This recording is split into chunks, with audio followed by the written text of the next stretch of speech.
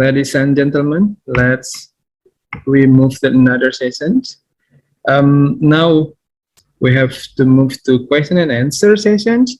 If you have a question, you can ask through chat box, or you can say it directly to the presenter here in this room. If you have a question, please mention your name first and affiliation to whom you give the question. From the participants, okay, let me begin to ask for the first presenter, Ibu Nur Fitria. As the point of view for, I do not have any knowledge about corpus-based research. Could you enlighten me how to do the corpus-based and relate to teachings English? Could you elaborate, and probably you can give a suggestion for the research title? Okay, thank you so much for the question. Actually, I raised hand to ask a question, but then I got one. So thank you so much. Yes, you first. Okay. So thank you. Here, actually, there are so many potentials that we can do using corpus-based research. But then I would like to explain in a simple way. For example, in my research that I conduct, I try to find the words that are frequently used in the text of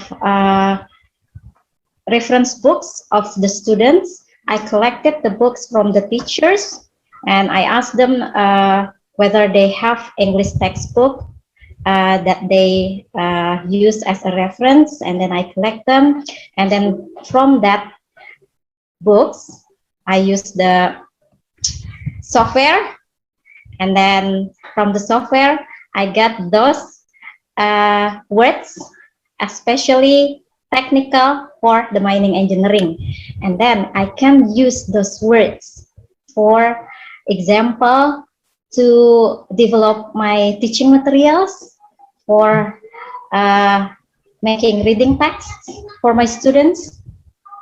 So in this way, I'm trying to make sure that the material that I give for my students is of is a reflection of the real world, because we know that a corpus is a collection of written and oral materials in any language. So okay, does it answer your questions? Yeah? Another question. So we have to enter manually to the application or the machine from textbooks. Okay, so the text I collect. If the text is in hard copy, then I have to make it into PDF first, and then after that I transform it into a TXT file. Oh yeah. Okay, it is very easy. Yes, there is the tool in the Word, in the Microsoft, and then after that, using a software. It is a free software developed by Anthony. Yes, free software. So you just can type in the search engine and Word Profiler. So then it is free. It is still developing by the developer. You can download that and you can use it directly. Yeah, it's not only the text there. Yeah, we can apply it not only mining engineering. We can apply to geography, economic, and etc. Of course, to any study program. Yeah. Yeah, Ibu, do you have a question for another presenter? Yes, thank you so much. Actually, I'm very interested with Ibu Helman Nuraini research, and I really want to know the result, Ibu. So, is it okay if I ask that? What is the result of your research? That's all. Ibu Helma, it looks like you unfinished presenter because we have limited time. You wanna deliver your results? Okay, thank you. For the result, there are three questions, three aims for the study. For the first is how the strategic format on a counseling. The second is some difficulty or problem that counselor have, and the third, opportunity and obstacles that happen. For the result, first result, yeah, when there are no guide from or workshop or rules from the Ministry of Education or MGBK in Banjarmasin, all the counselor have to build their creativity to solve the problem. But unfortunately, the problem is not solved. But I mean, the problem not about counseling, but how to handle or how to tackle difficulties on distance learning. So it doesn't work. Actually, it doesn't work, and it's very unfortunate. So some recommendation I give to the first question is, it's a potential for the counselor to make any invention or build their creativity. Actually, the problem is they have no time to do the double job they have in this pandemic. And the second is the problem of challenges, the problem of how to deliver counseling to online platform. It need many effort for counselor for the theory also, how to develop online counseling that have the same quality with the offline. And actually it also have some benefit, yeah, how online counseling in the future can be more intensively used by education. And the third is obstacles and challenges.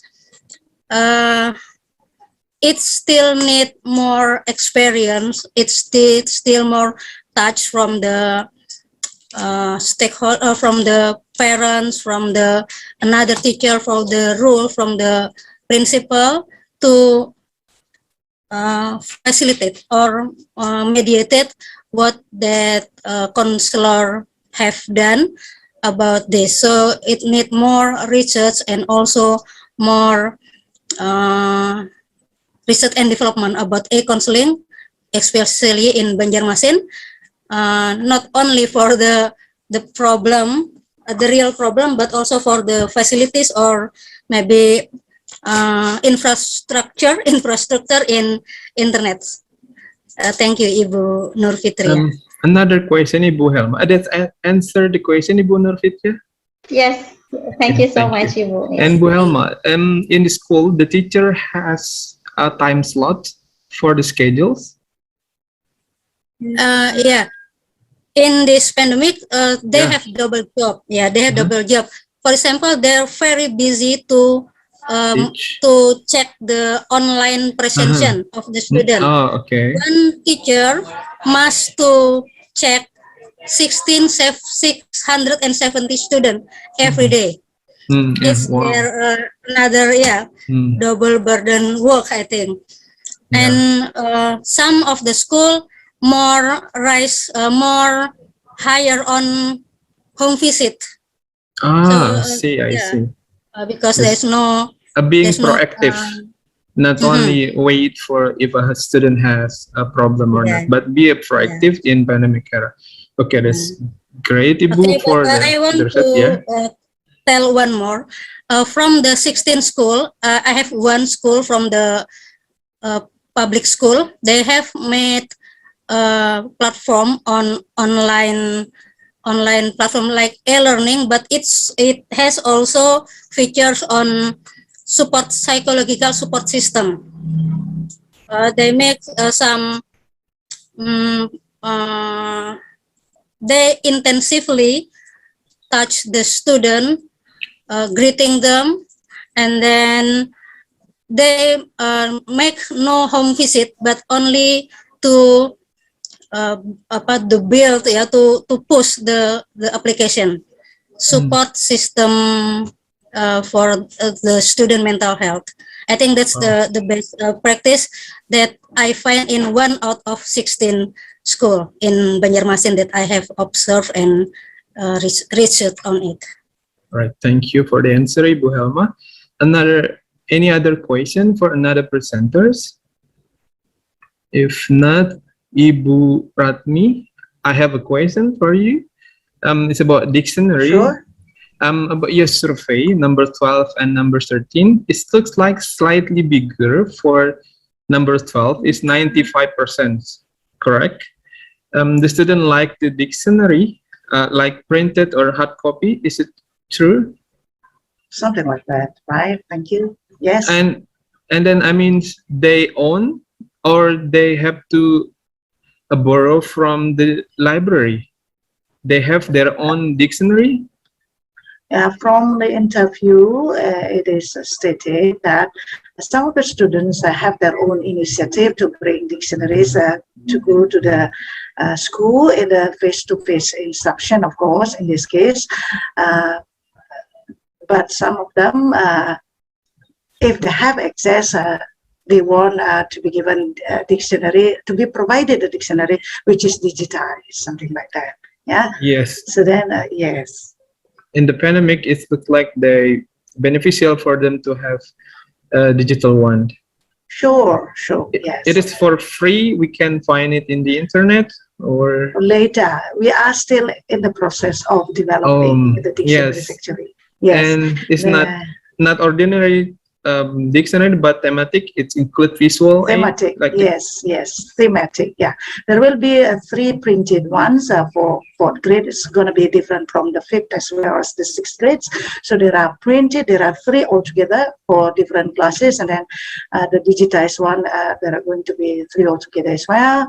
And the website one, there is going to be 1 which consists of 3 dictionaries altogether in one room. Right. It's like nice project, Ibu. Hope you success with the project. Thank you very much. One thing that I consider in Bali, you do not have to motivate the students because English, you can find the foreigner to speak English. Meanwhile, in other, for example, in Banjarmasin, it's difficult to speak English, correct? So it's beneficial for you to do not motivate the students. Is it? Or you have work hard to motivate students to speak English? Well, this is a very interesting question, actually.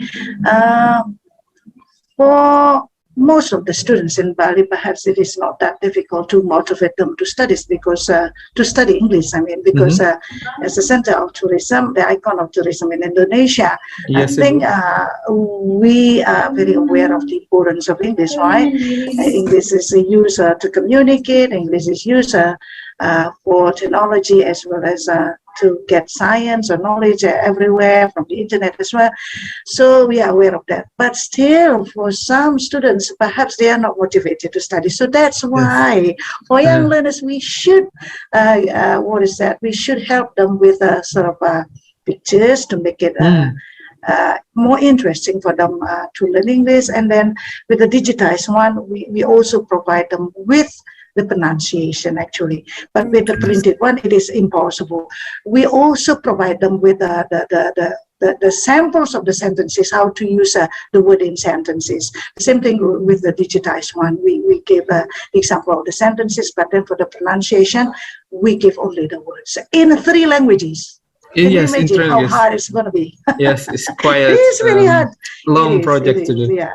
Yes, you integrated Balinese, a local language. Wow. Sure. Yes, we need to preserve. We need to preserve our local language as well, right? At the moment, we are aware that students mostly learn something from outside, right?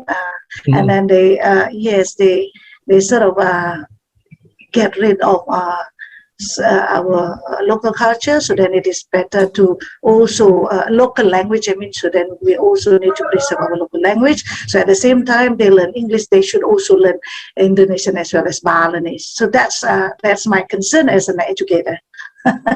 Yes, Ibu, thank you so much for the answer. You're welcome. Hope success with the projects. All right, Thank and then you so much, my dear. And we move to May I have Ibu Raida. questions for Ibu Ratmi? Oh, sure, Ibu. So Ibu Raida, please. Halo, good afternoon Ibu Ratni, Ibu Nimadira Good, Ningsih ya. Good afternoon, dear. Yeah, this is very Yeah. interesting to meet you here because nowadays I am interested in project-based learning and I have already read your articles entitled The Use of Personal Photographs in Writing in Project-Based Language Learning, right? Yeah. Yeah, This that's is very interesting right. to meet you here in Zoom here ya, Ibu Hey, Ratni. hello, yeah. Okay. I do interested in your research here. This is such a large project, yeah, and you have already mentioned Yeah, that it is yeah. funded by central government, and Yes. your mixed method is sequential mixed methods embedded design.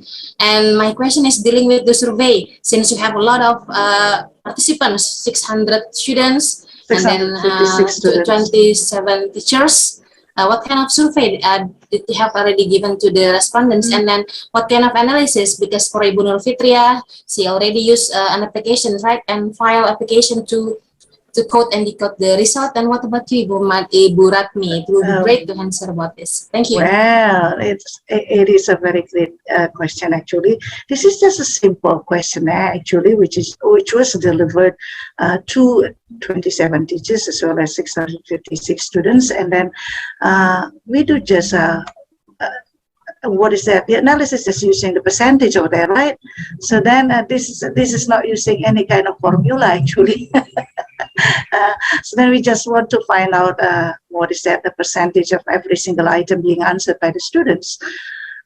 So then we want to see what their reaction, what their response is based on any item over there in terms of the importance of English, the importance of vocabulary, and as well as the availability of our, what is that, dictionary later on when we provide them, the teachers as well as the students with dictionaries, whether they want to use it or not, something like that. So then I want to know exactly the target, the expectation of the target. Something like that. Ibu Raida, thank you so much. Yes. Hope that answer, Ibu Raida. Yes, thank you. Yes, And then- great. Thank you. Okay, we move to Ibu Parida. Ibu Parida, you do the research about worksheet or LKS in Bahasa Indonesia, worksheet for students to do in this pandemic era. Do you have any app for the teachers? Do you have any reference that they made in digitalized or still on the printed or hard copy?